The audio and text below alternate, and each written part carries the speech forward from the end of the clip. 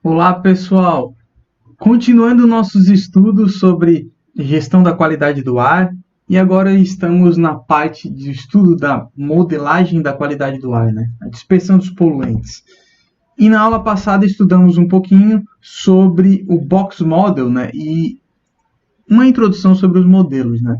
O Box Model, como a gente viu, ele possui diversas limitações, né? A gente assumiu que as concentrações de saída são iguais, né, do volume, iguais em todos os pontos dentro do volume do box model, né, da nossa caixa, do nosso volume de controle. Então a gente assumiu isso e não parece tão realista, né, quando a gente assume uma área grande, né, um volume muito grande. Então esse método ele funciona muito bem quando a gente usa volumes tendendo a zero, né, no caso volumes elementares. Então, é bem útil, sim. Ele é a base de modelos numéricos, sim. A gente usou um balanço de massa e é muito importante que a gente compreenda essa, esse mecanismo, né? Então, o Box Model ele tem uma função didática muito legal e também ele é a base de modelos numéricos, certo? Que resolvem equações diferenciais, né, por esse método, né? Mas, quando a gente quer simular em uma área grande, né, às vezes separar em volumes muito pequenos, o tempo computacional é muito custoso, né? Eu preciso de um poder computacional muito grande e isso leva tempo também, as simulações levam tempo. Então, o que é importante? Que a gente entenda que a gente precisa buscar outros métodos, né? Modelos analíticos, nesse caso, para resolver o nosso problema e a gente consiga simular em diversas situações meteorológicas, que é justamente para abraçar todas as situações, né, meteorológicas daquela região onde a gente precisa simular.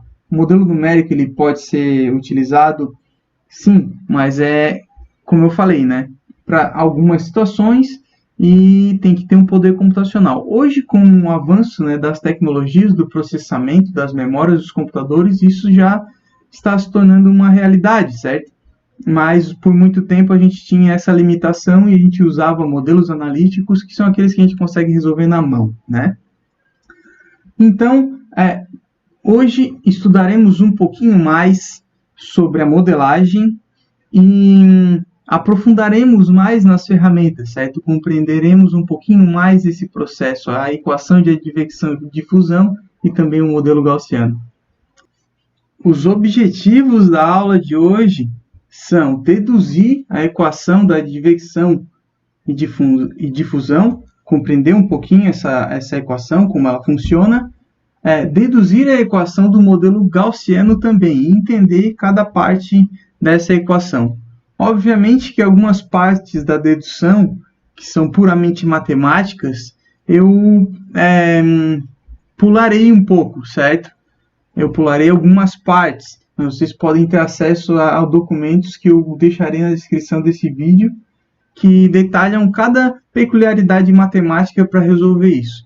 Mas vocês saberão o suficiente para conhecer cada parte dessa equação e de como ela foi deduzida e qual a origem de cada parâmetro, certo? Quais as limitações desse modelo, no caso analítico, né, que é o gaussiano. Lembrando que o modelo gaussiano ele é deduzido a partir da equação da advecção e difusão, como vocês verão nesta aula. Vamos lá!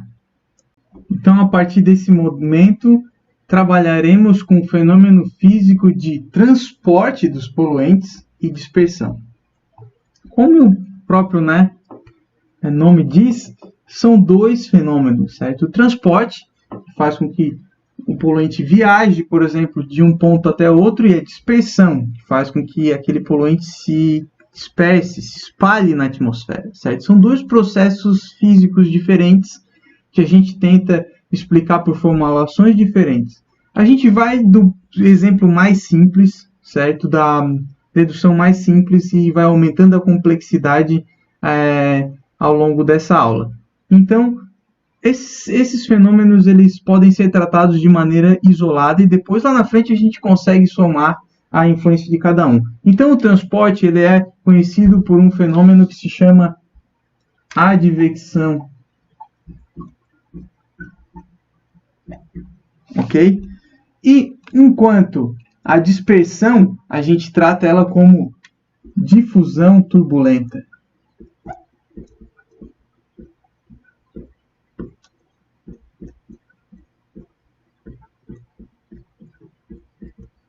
Ok? Então, a gente consegue estudar esses fenômenos de maneira isolada no transporte e dispersão dos poluentes, e a gente vai avançando, então, nesta aula. A partir desse momento, trataremos a concentração dos poluentes como C igual ao limite, para quem se lembra de cálculo, né? De ΔC em ΔV, variação da concentração pela variação do volume, quando o volume tende a zero.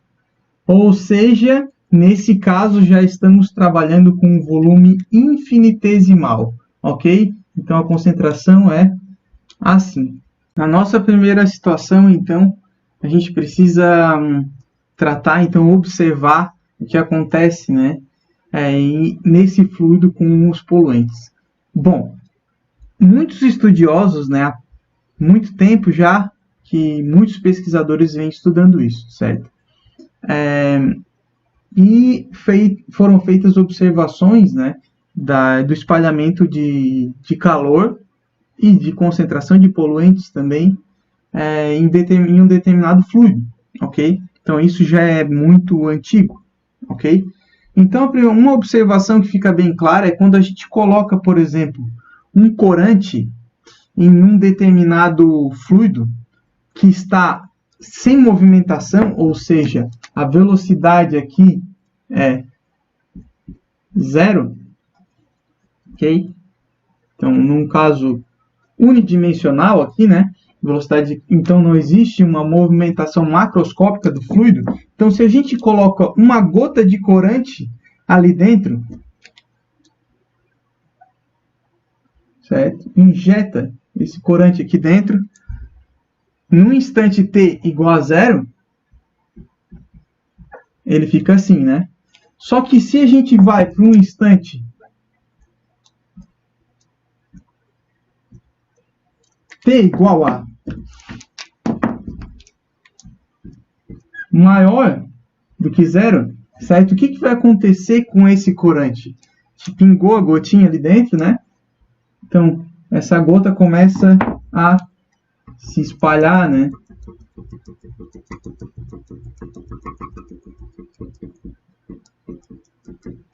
Correto? Começa a se espalhar no fluido, mesmo sem movimentação macroscópica. Então, esse espalhamento ele acontece em nível molecular, certo? Se a gente estiver numa condição ideal, mesmo sem movimentação macroscópica, ou seja, se estiver isolado das condições externas, existe uma movimentação nível browniano ali dentro que faz com que a concentração do ponto mais concentrado, né, migre para o ponto menos concentrado. Então, quando ainda existia essa diferença de concentração, existe esse movimento de espalhamento, mesmo quando não existe uma movimentação macroscópica, ou então a turbulência que a gente vê na atmosfera, certo? Isso foi um fenômeno que foi estudado, né, por Fick. Então, e esse fenômeno se chama difusão. E já acontece no fluido lá em aquele nível, né, bem molecular, mesmo sem movimentação macroscópica, certo? Mesmo sem turbulência. Então, essa movimentação acontece em Fick. Então, em 1855, ele estudou esse fenômeno com detalhe e elaborou formulações, né, sobre isso. E ele disse que o fluxo difusivo ele é proporcional à variação da concentração pela variação da distância, se a gente considerar um caso unidimensional. Então, quando existia a variabilidade na concentração, existe um fluxo, certo? Se existe esse gradiente de concentração, existe fluxo. Então, ele é proporcional, certo? E ele disse isso. O sinal negativo é porque sempre vai do meio mais concentrado para o menos concentrado, ok? Então, acontece. E com o tempo, ele conseguiu estudar e ele definiu que a equação que representa, certo, esse fluxo difusivo, QD é igual a menos D dC dx. Ok?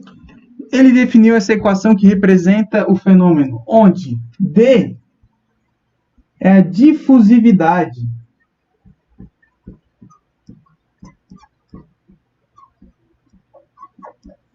ok? É um coeficiente, certo? E ele assumia que aquilo era constante, mas mais tarde a gente foi vendo que isso não é bem assim, principalmente na atmosfera que a coisa é bem caótica, né? Então essa é a difusão em nível molecular. Lembrando que a dispersão dos poluentes, certo? A turbulência é muito mais eficiente que essa difusão em nível molecular. É movimentação, troca de direção, né? Muito grande. É a mesma coisa que a gente fizer a analogia com aquele achocolatado dentro do leite, né? Se a gente só colocar, vai acontecer a difusão ali, né? O Nescau o achocolatado vai se espalhar, né? Mas, né, se a gente gira para lá e para cá, aumenta a turbulência, o espalhamento, né, do achocolatado, ele é muito maior, muito mais eficiente. Então, por isso que a gente chama de difusão turbulenta, no nosso caso. Mas agora trabalharemos só com esse nível aqui, só com os estudos de Fick.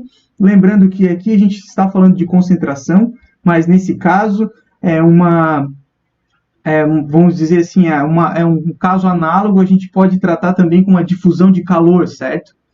Então, é a mesma coisa nessa situação. Obviamente que tratar partículas, por exemplo, é um pouco diferente, etc., principalmente em função de densidades diferentes, etc. Só que agora, no nosso caso, a gente vai tratar isso como se fosse uma maneira análoga à difusão de calor, certo?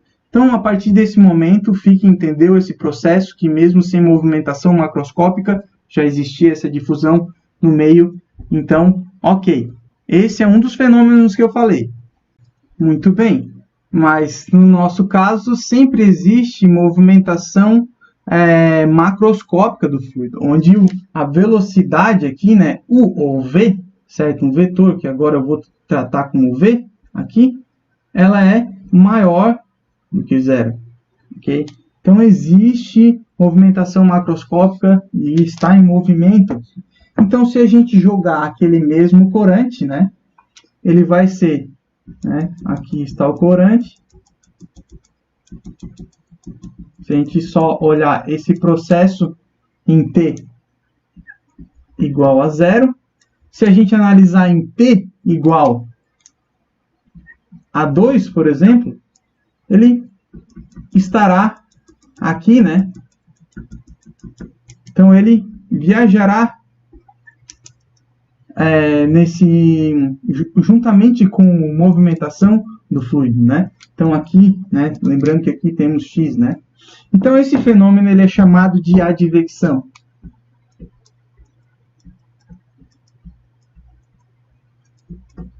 E a advecção, ela é tratado, o fluxo advectivo, ele é tratado da seguinte forma, né? Que A é igual a U ou V, que no nosso caso, então, trataremos como U, beleza? Vezes C. Então, esse é o fluxo advectivo.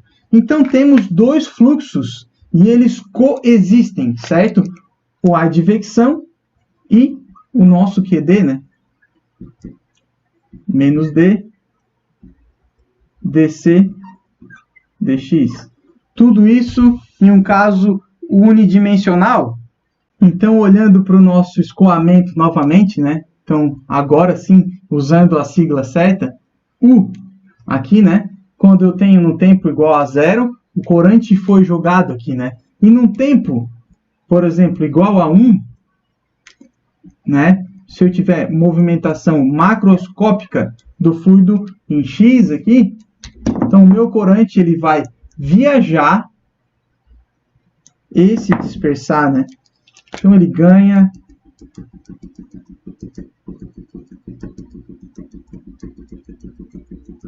os dois fenômenos ao mesmo tempo, né? Então a gente tem a advecção e difusão funcionando ao mesmo tempo. Então, voltando um pouquinho na equação da conservação de massa, agora para um volume elementar, né? Onde temos aqui o eixo x, dx, dy, dz, né?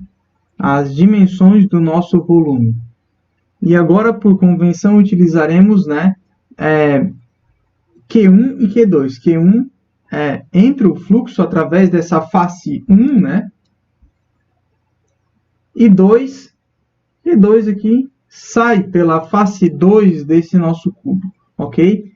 E utilizaremos U como velocidade do vento. Então, Q2 ele será igual a Q1, certo? Mais a variação desse fluxo no eixo Y, no eixo X, aliás. Ok? Então, aqui a gente já tem uma composição, né? Uma derivada parcial, né? Então, a variação desse fluxo dentro do cubo. Então, isso é conservação da massa, né?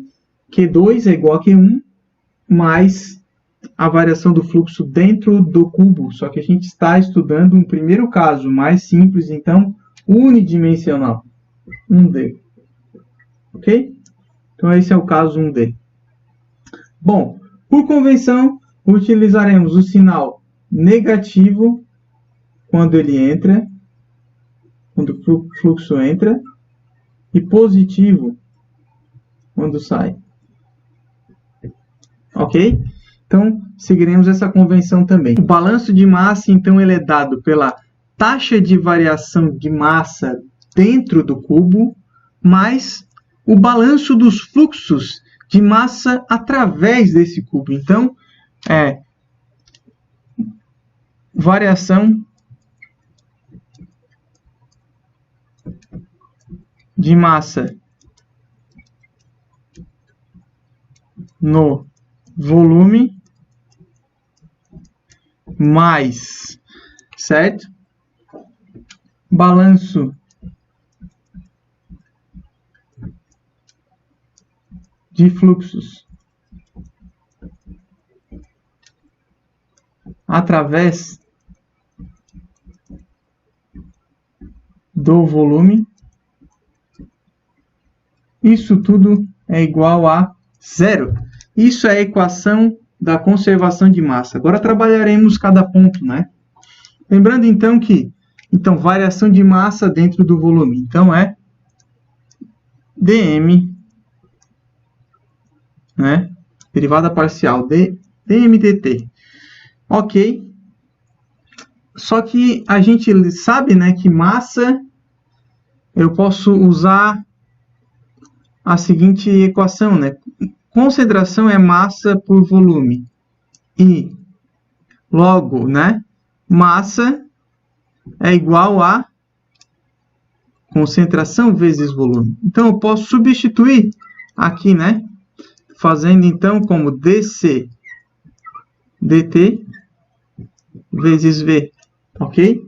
Então temos aqui, né, é a mesma coisa. Muito bem. E agora o balanço de fluxos através desse cubo, né? Então qual é o fluxo Q1 através da face? Então é Q1 vezes A1, né? E Q2 vezes A2. Então, por convenção, menos Q1, ok? dx, dy, dz, aliás, né? Mais Q2 dy dz é igual a zero. Só que a gente sabe, né, que Q2 está aqui. Substituindo, então, dc dt v né? Colocaremos dy, dz em evidência. Mais dy, dz, né? Menos Q1 mais Q2, que agora vai ser mais Q1 mais dq dx, né? Isso tudo igual a zero. Ok? Faltou espaço aqui no meu quadro, né? Então, temos esse fluxo aqui em evidência, né? E agora, menos com menos, né? Menos com mais, aqui eu corto. Então, temos dc dt v mais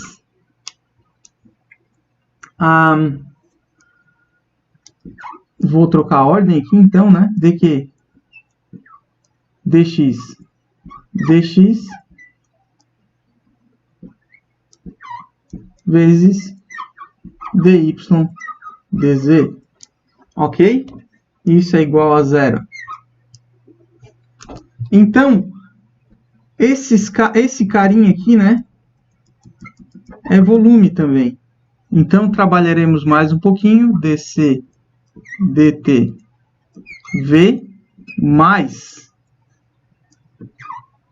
dq dx vezes o volume também é igual a zero. Certo? Então, para finalizar, temos que dc dt mais dq dx é igual a zero. Essa é a equação do balanço de massa, né? Onde temos que a variação da massa dentro do volume é mais a variação dos fluxos, né? No sentido, né, do escoamento ali, no caso, que ele é unidimensional, temos que mais dq dx ele é igual a zero. Então, essa é a equação para uma situação unidimensional, 1D. Resumindo, então, aqui está a equação para o caso unidimensional, e para o caso tridimensional, basta a gente fazer essa decomposição aqui, né? E temos que dc dt, dq dx, dq dy, dq dz é igual a zero. Então, é a variação dos fluxos. Lembrando que esse fluxo dq, na nossa situação, ele pode ser proveniente, advectivo, mais fluxo difusivo. Então, ele tem duas origens, né?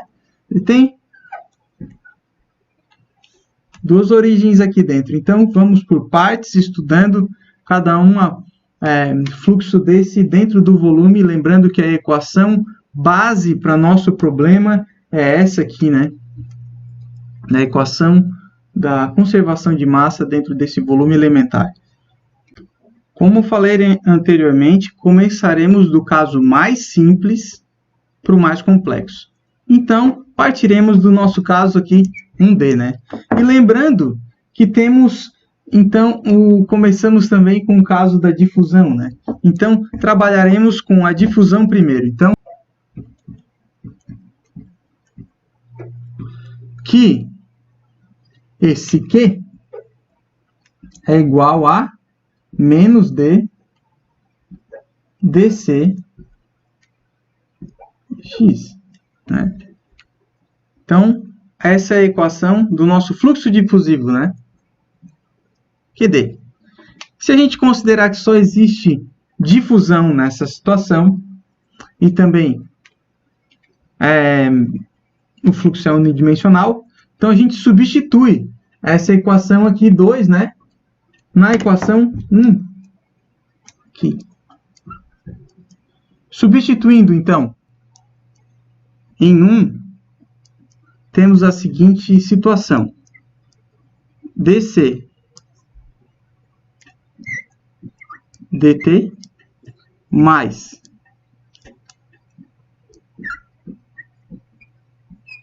derivada parcial, né, do fluxo difusivo. dc dx é igual a zero. Ok? Então, a gente trabalha um pouco matematicamente com isso. Temos que dc dt menos d é uma constante, então sai da derivada.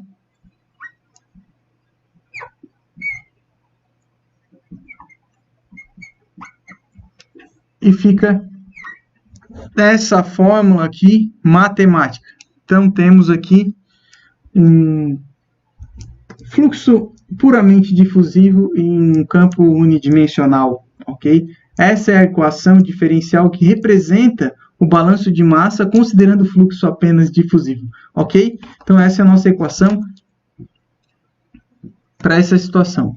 Então, a gente vai incrementando coisas nela.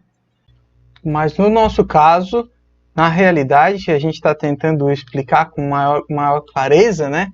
Esse fluxo ele não é puramente difusivo.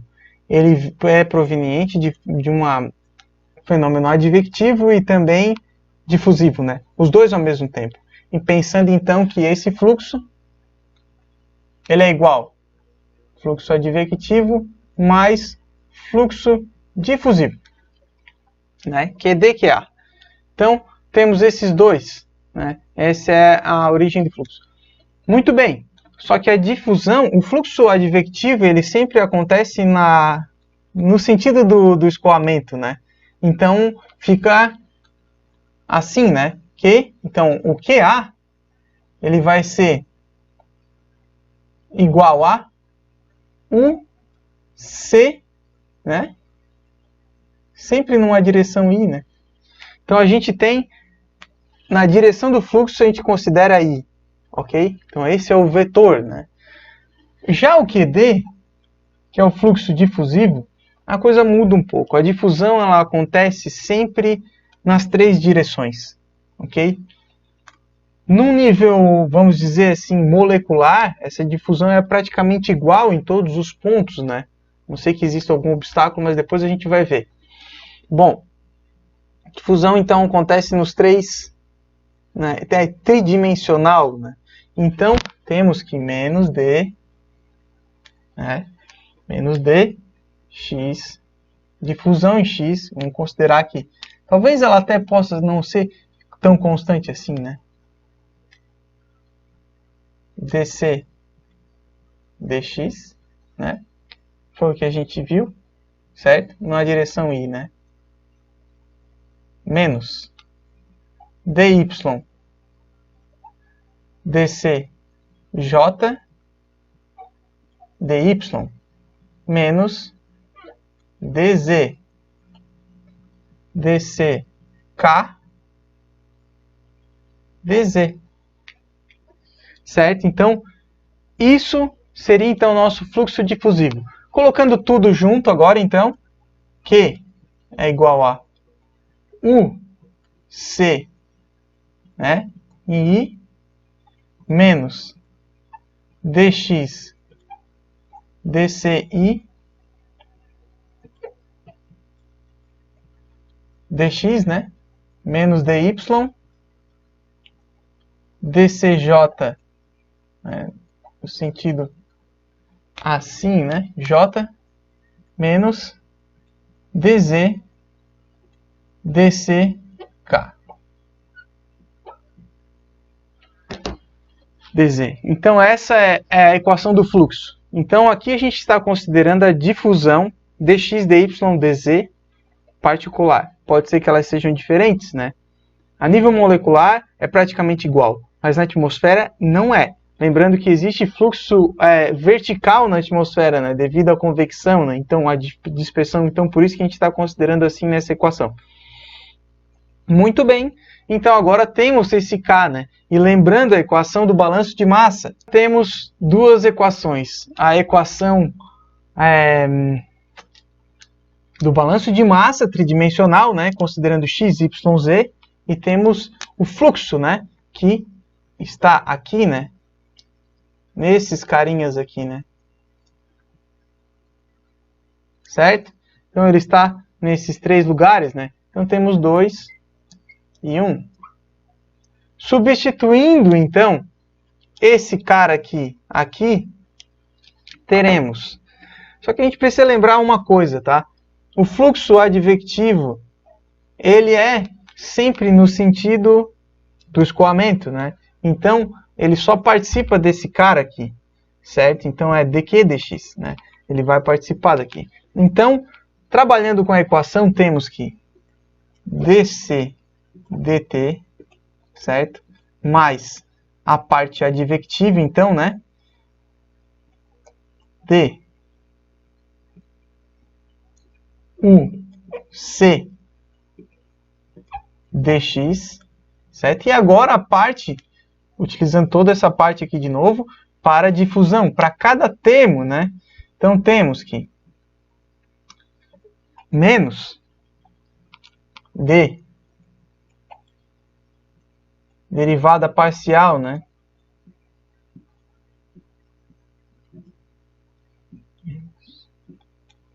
Aqui dx, dy, d quadrado c dy quadrado menos dz parcial dz ao quadrado. Temos aqui, então, a nossa equação diferencial. E vocês sabem que aqui, então, se a gente considerar constante, ele sairá dessa derivada, né? Então, teremos dc dt mais u dc dx igual, passando para lá, né? Que aqui seria igual a zero. Passando para lá, né? Dx d quadrado c dx quadrado menos dy d quadrado c dy quadrado menos dz d quadrado c, opa, aqui tudo mais, né? Desculpa. dz quadrado. Então, passamos para o outro lado da equação e aqui a gente chega em um ponto muito interessante, que é a equação da advecção de fusão.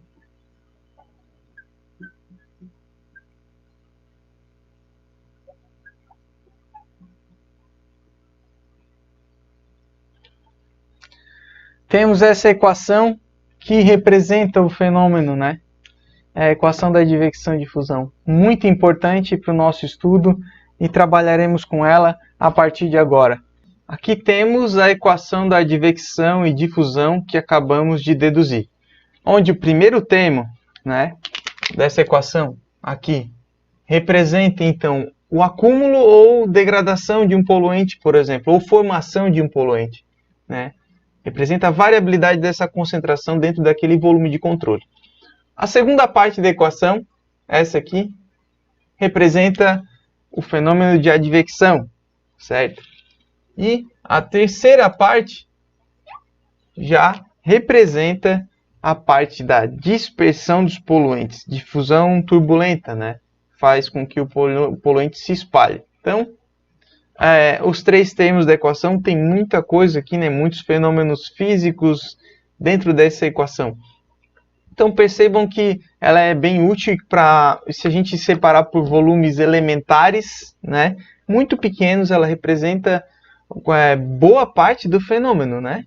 E é um modelo muito robusto, certo? Então, se a gente separar com volumes bem pequenininhos, em células muito pequenas, né? Onde as células, no caso, se a gente pensar, né, em um domínio, em várias célulazinhas, né? Onde a gente faz o tratamento em cada uma delas, onde tem um fluxo, por exemplo, ele está orientado nessa maneira, né? A gente vê, no caso, a dispersão para esse sentido, a dispersão para esse sentido, o transporte para esse sentido.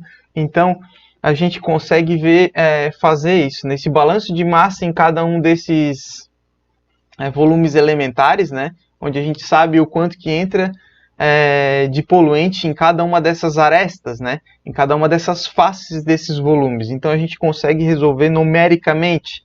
Mas, né, como eu falei, muito custoso às vezes computacionalmente e às vezes a gente não consegue cobrir todas as condições meteorológicas que a gente quer analisar. Então por isso a gente precisa encontrar soluções analíticas, né, para essa equação diferencial.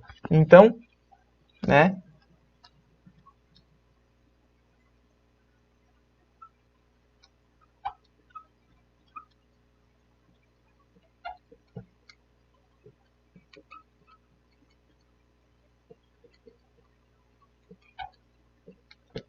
essas soluções analíticas, elas variam bastante, certo?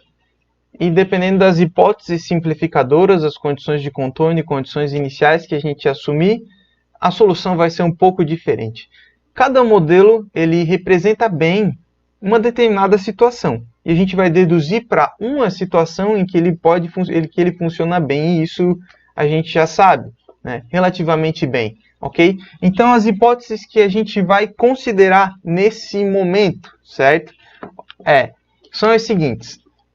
dC dt igual a zero. Ou seja, não existe degradação de poluente, nem acúmulo, nem formação de poluente. Ou seja, é um poluente conservativo, certo? Então, isso é o limite da nossa equação. Além disso, a gente vai considerar que dC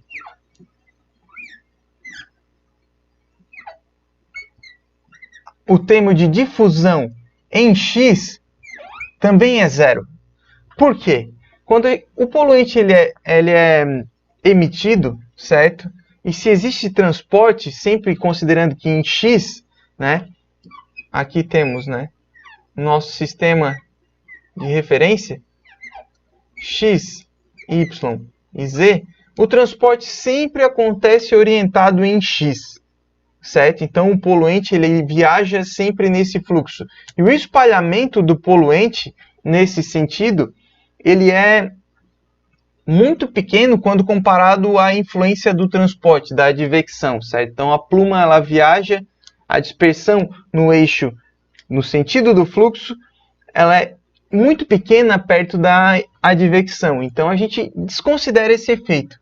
Para casos onde a gente tem eventos com velocidade do vento razoável, certo?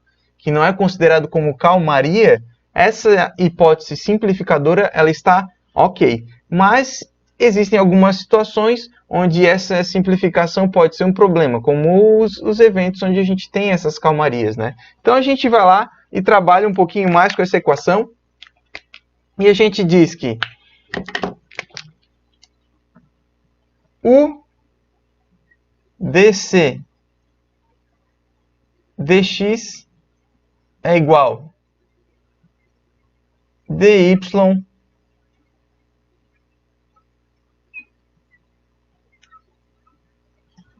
mais dz, né?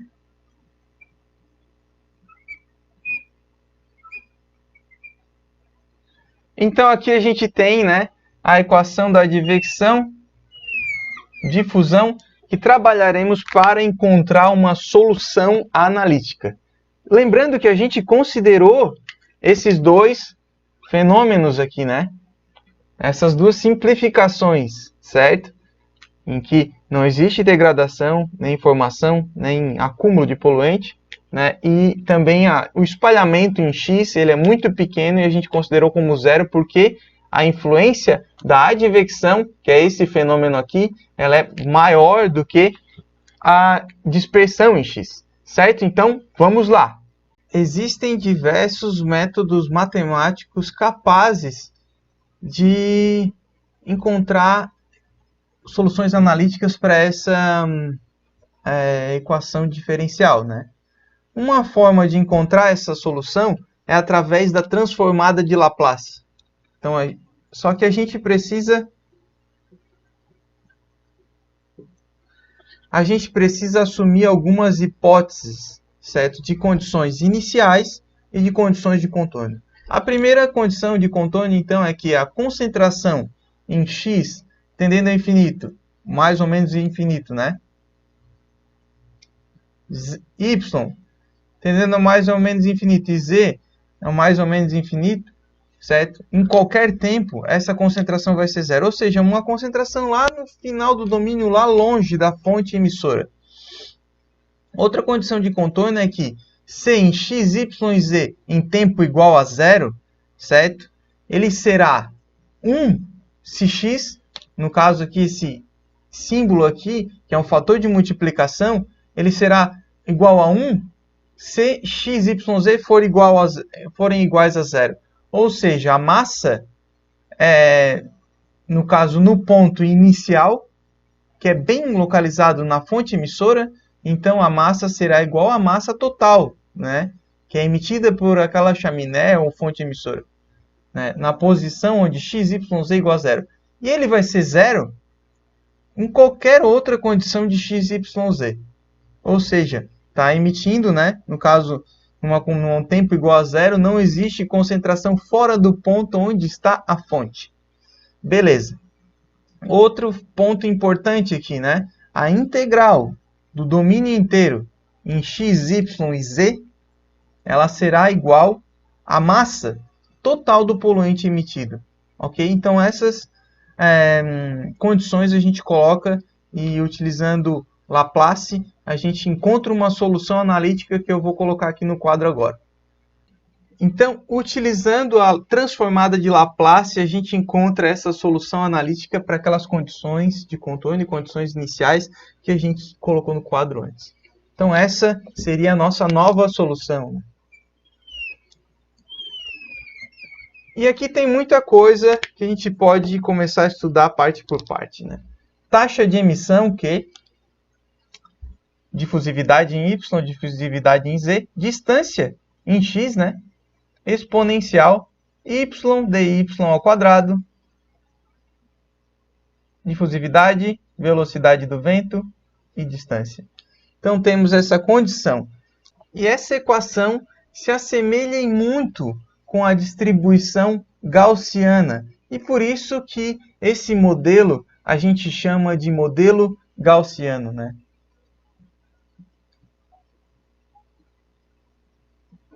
Essa coincidência, né? Então, e sabe-se, né, que uma distribuição de dados gaussiana, né, temos um sino, assim, que é a distribuição dos dados. Isso aqui é uma distribuição de frequência, né?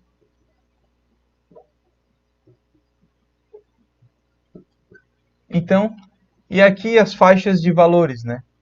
Sabemos que a parte central representa a média, né, dos dados. E aqui,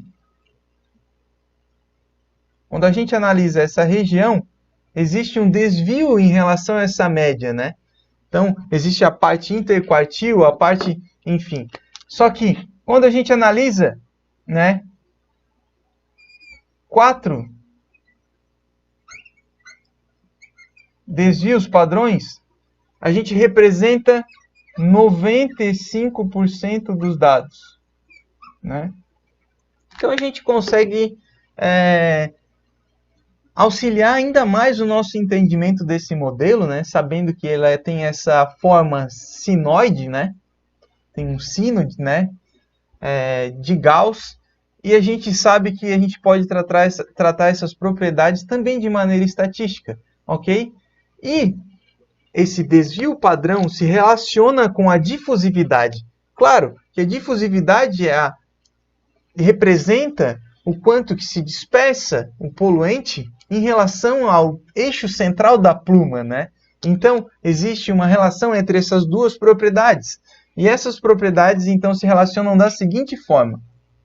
Difusividade é igual a sigma ao quadrado sobre 2t.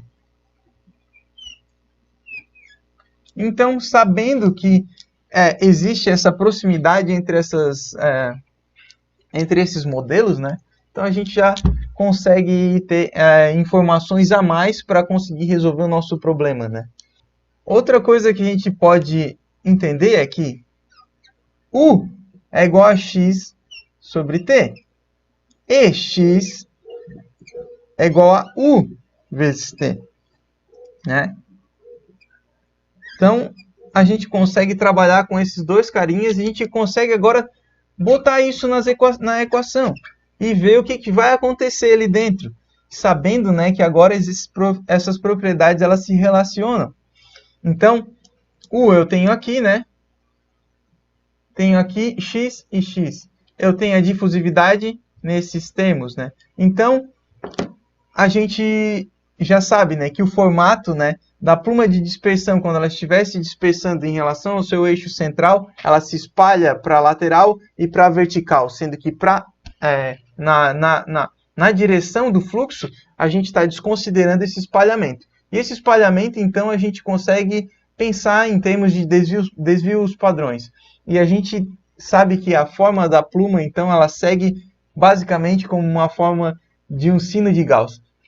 Trabalharemos já mais um pouco substituindo essa parte aqui na equação.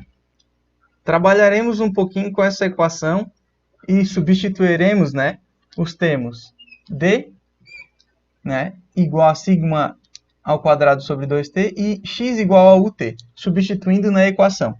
Então temos que cx, y, z, lembrando que o t caiu porque a gente considera que não varia com o tempo, né? Então, é igual a Q sobre 4π, vou estender aqui, raiz. Então, temos um sigma y ao quadrado sobre 2t vezes sigma z ao quadrado sobre 2t. Isso vezes, então, o t, né? Estende essa barra aqui. Então, exponencial de menos y ao quadrado sobre sigma ao quadrado, sigma y ao quadrado 2t, mais z ao quadrado, né? Sigma z ao quadrado sobre 2t, fecho aqui, vezes. Então, agora sabemos que é u sobre 4 ut, né? Ut. E fecha. Agora a gente consegue trabalhar um pouquinho melhor e vamos tentando removendo os termos aqui de dentro, né? Então, vamos trabalhando. C, x, y, z é igual a Q. 4π permanece como está, né? Agora temos sigma y ao quadrado que vai sair, né, dessa raiz. Então, sigma y sai, né? Aqui sigma z também sai dessa raiz. Sigma z. Daí temos 2t, então 4t ao quadrado, né? Se multiplicarmos esses dois termos, então a gente ainda tem que ele vai sair, então, 4t ao quadrado, então sai o t também, né? E sai o 2. Então, temos aqui dividido por 2t, certo? Vezes o t. Muito bem. Vamos lá. Exponencial. E aqui, a gente, vamos dizer, permanece um pouco como está, né? Mas daí aqui vai cortar u com u e vai ficar sobre 1 sobre 4t, né? Então, vamos multiplicar esse 1 sobre 4t em cada parte aqui, né? Então, y ao quadrado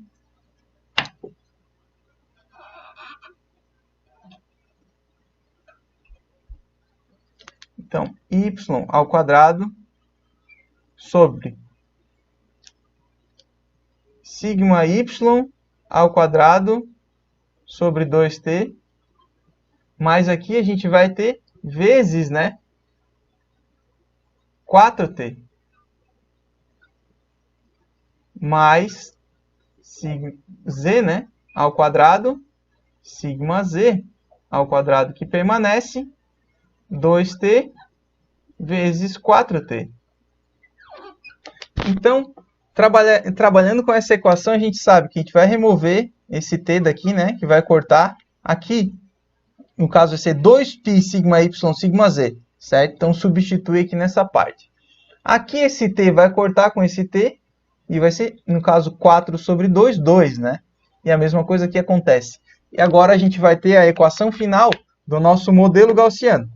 E a nossa equação se reduz a essa aqui que a gente tem.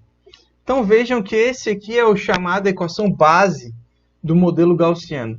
E se a gente fizer, por exemplo, um desenho, né? Aqui, onde temos esse sistema de coordenada aqui, né? Que é o que a gente está usando como referência, né? X, Y, Z. X, Y e Z. Então, se lançarmos uma pluma daqui para cá, ela vai ganhar tamanho, né?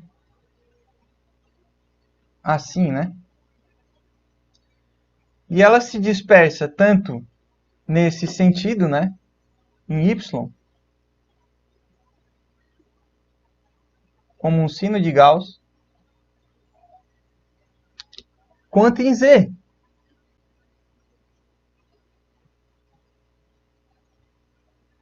Então, ela se dispersa nesses dois sentidos. E a gente vai ter, então, a concentração maior no centro da pluma e menor nas bordas dessa pluma, né? Então, a gente tem, no caso, o ponto central é que em X, sobre o eixo X, a concentração ela sempre será a máxima dentro daquele ponto, sempre encontraremos as concentrações máximas em X, né?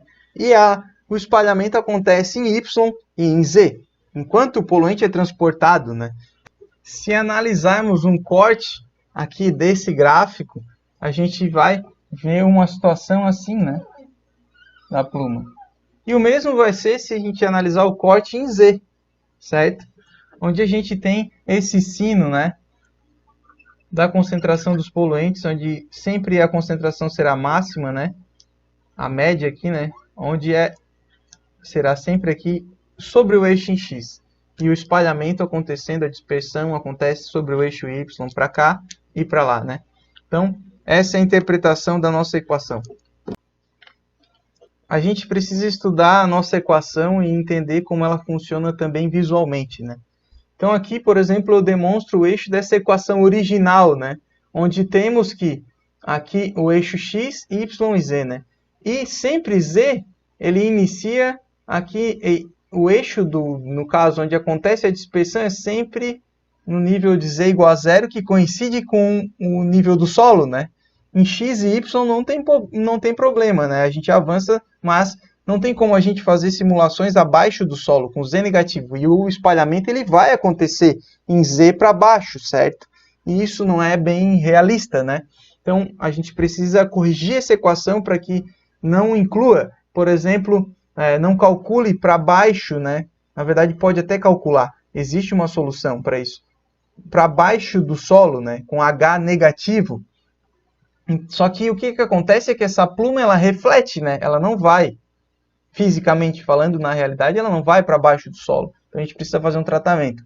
Além disso, a gente precisa fazer um tratamento da altura da chaminé, né? Por exemplo, a gente quer extrapolar o nosso caso não só para fontes que emitem no nível do solo, em H, né? Onde acontece a dispersão a partir daqui. A gente quer fazer uma situação onde a gente inclua a altura da chaminé, né? E para isso a gente precisa fazer uma transformação de coordenadas aqui, onde, nesse caso, esse H, né, esse novo eixo de coordenadas será Z menos H, certo? A gente tem que descontar essa, então, se a gente está usando esse H como referência, a gente precisa descontar na equação para que a gente faça ela funcionar.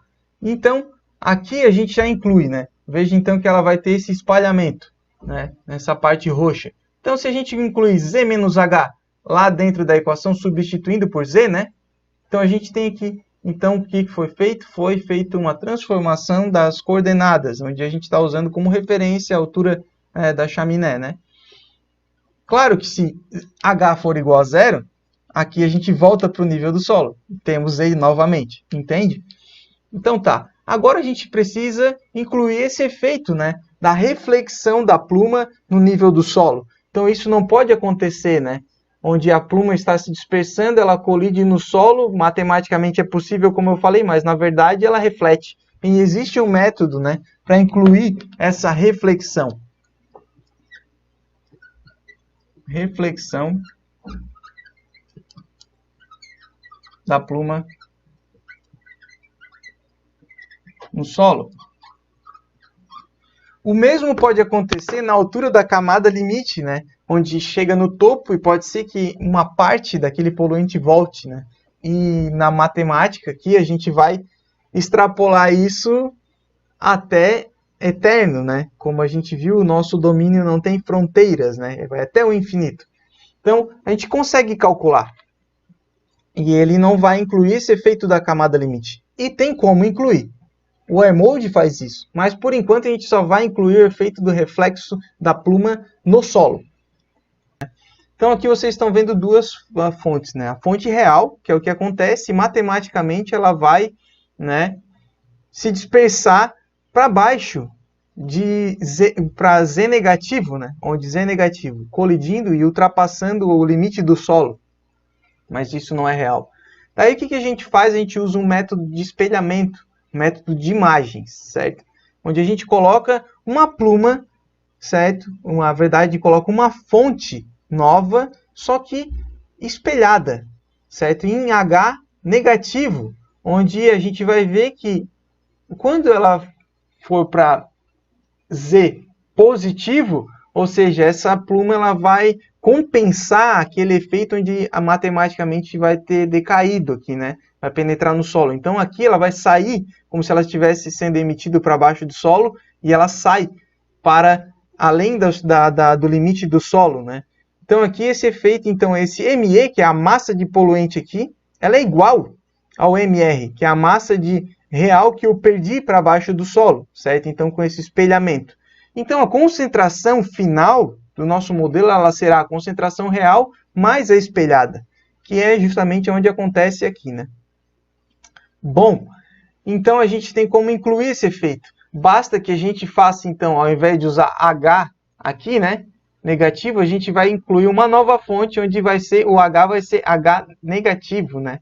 Então vai ser, esse sinal vira positivo aqui. E veremos como esse efeito fica. Colocaremos na matemática. Trabalhando um pouquinho com a matemática da coisa, né, a gente sabe então que C é igual a C real, que é a fonte real, né, mais a espelhada. Então a gente coloca uma igual a outra, só que aqui o termo, né, o H original, então como é um H negativo, eu coloquei aqui menos com menos mais.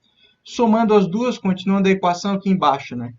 Então eu somo esses dois termos aqui, ó, tanto este aqui como este aqui, são comuns, né?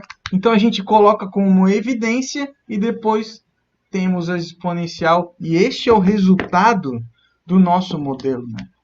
Este aqui é o nosso modelo gaussiano adaptado. Ok? Então, ele é a fórmula mais comum entre os modelos de dispersão, que são softwares, né, programados, né, com essa equação. Essa é a fórmula mais comum. Tem como fazer N outros ajustes, como o Airmold faz, né? Mas essa é a formulação básica. No Airmold tem algo semelhante, com adaptações para melhorias, como o reflexo da pluma na camada limite, né? Na verdade, uma parte é refletida, outra parte realmente sobe para a camada limite. Tem influência por exemplo, ajuste devido aos obstáculos. Tudo isso porque a gente implementou algumas simplificações no nosso método para que ele para a gente encontrar essa solução, né? Então a gente implementa as simplificações e depois a gente tenta corrigir essas simplificações que a gente fez para tentar representar melhor a realidade, certo? Então tudo isso, opa, aqui faltou um Uzinho, né? E tudo isso a gente deduziu hoje, então, a equação da advecção de fusão e também o modelo gaussiano, considerando, né, fonte sobre acima do solo também, e também pluma refletindo, né, a reflexão da pluma no solo. esses efeitos. Então agora vocês conhecem, né? Sabem que aqui essa parcela é devido à contribuição pela reflexão, ok? Com esse H positivo. Aqui vocês sabem que é dispersão, né? Difusividade, né? Que veio da difusividade no eixo Y. Aqui, difusividade no eixo Z, né? Ok? Aqui, transporte, né? Então, vejam que tudo isso está implementado nessa equação do modelo gaussiano, é algo bem simples, né? E ele será a base dos modelos que a gente vai utilizar daqui para frente, tanto o remote como com o wirescreen. Ok? Compreendendo bem isso aqui, então a gente consegue verificar e trabalhar com a equação apenas, não apenas executando o modelo, mas compreendendo, né, o processo, né? E então, era isso.